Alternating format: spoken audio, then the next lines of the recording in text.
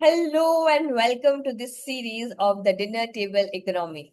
In this series, I'm going to share with you how our day to day conversation around money builds our relationship with money and impacts our relationship with money. So let's start with Arohi's story. Monday morning, 8 a.m., she is at the railway station and she sees local train jam packed. Monday evening, 9 p.m., she found her boss making us one small change request to be done before she calls the day. After her task is done, the cab she's or looking, the cab that she's ordering is just showing her search pricing. She's completely exhausted, drained, and tired and frustrated.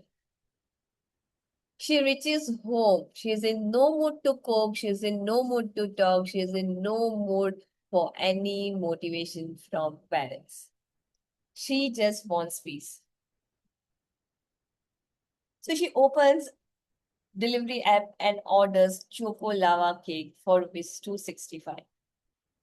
Her mom shouts from the kitchen, Arohi, food is ready on the dinner table. Bring yourself on the table.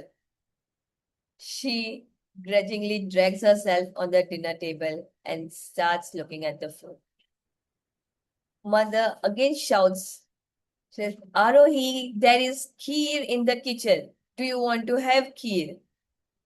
There is no reply from Arohi. So mother comes to the dinner table to see what Arohi is going to do. And what she looks at it. She looks at a notification on Arohi's phone that says Choco Lava Cake for rupees 265. And the moment mother sees that, she says, Arohi, पैसे पेड़ पे नहीं उगते. The Choco Lava Cake has not yet arrived, but the guilt already entered the room.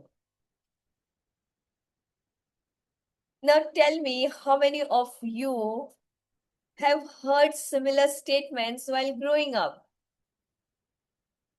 पैसे पेट पे नहीं उगते.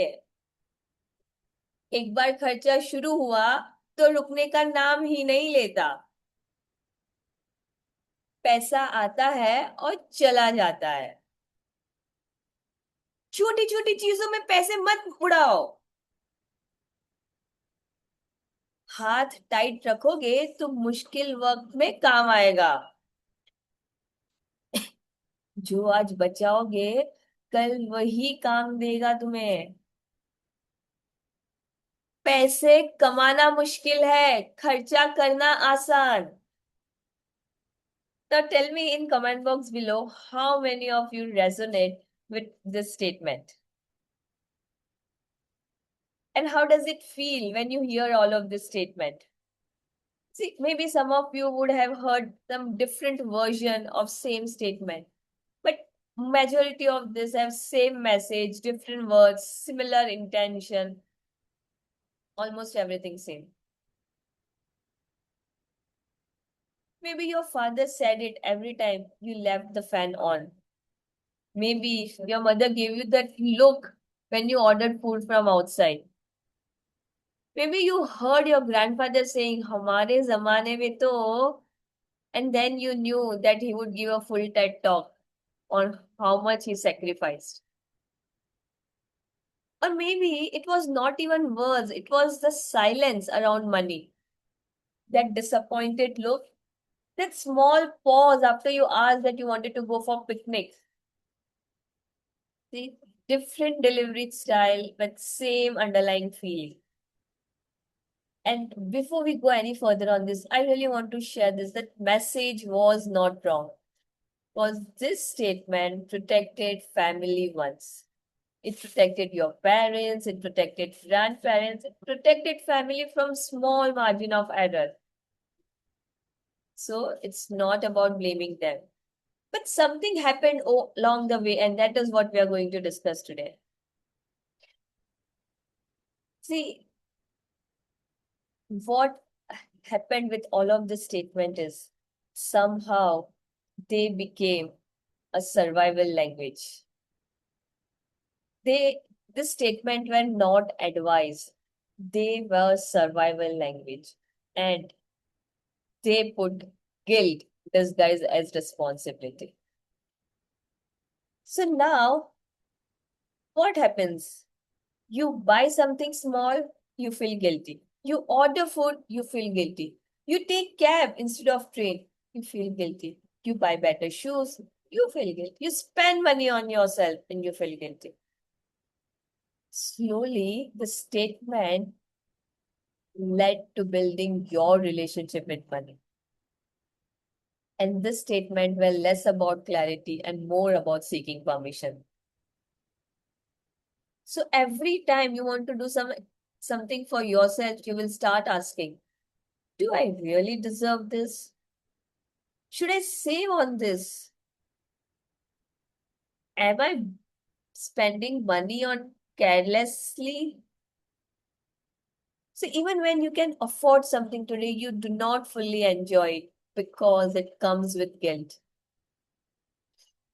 Today you are earning well, you are paying all your bills, you are investing, you are making right saving, but still there is this fear of guilt every time that you spend money.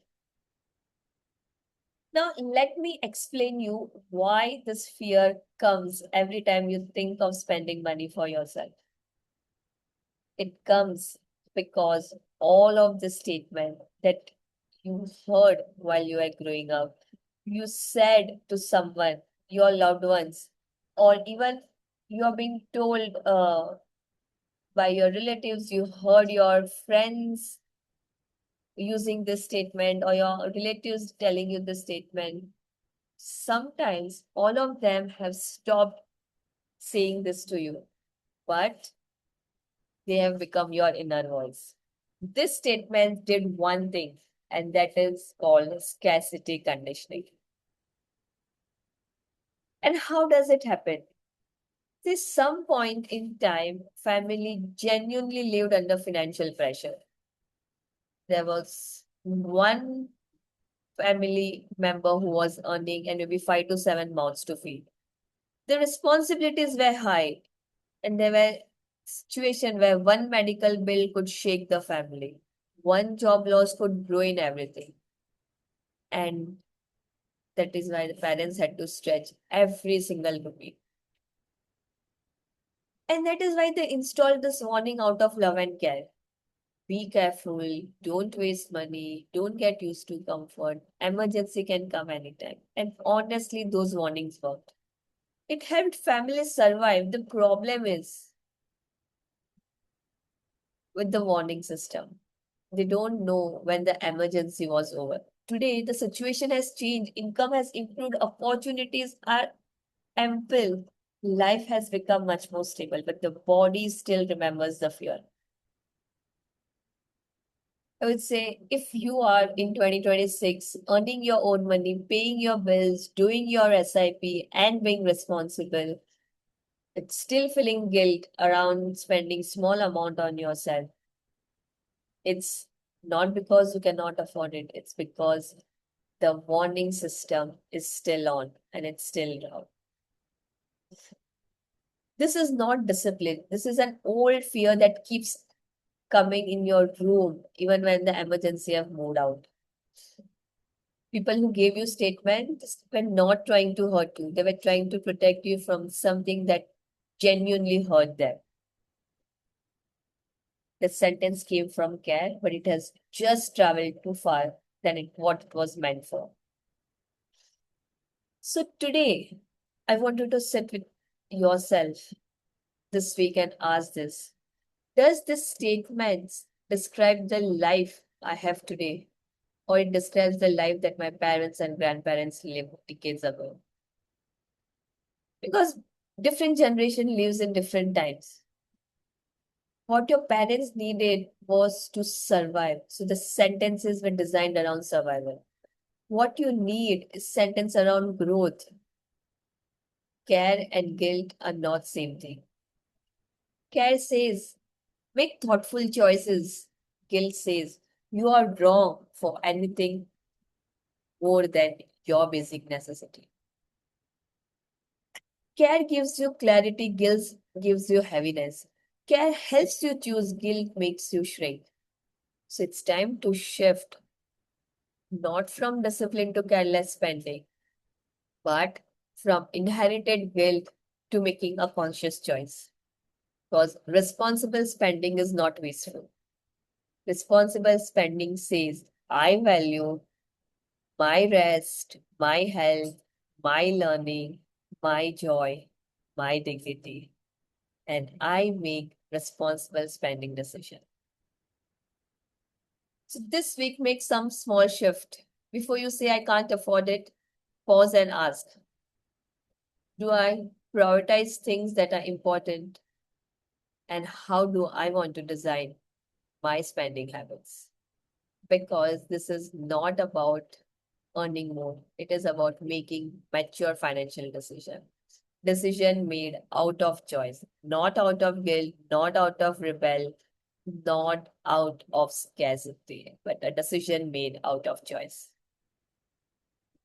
So this is chapter 1 of the dinner table economy, and every week we take up one chapter and discuss that in our book discussion club meet. If this chapter really excited you and how we are talking around money, then I would invite you to join my book discussion session where we go each chapter one by one and help you understand and build your relationship with money.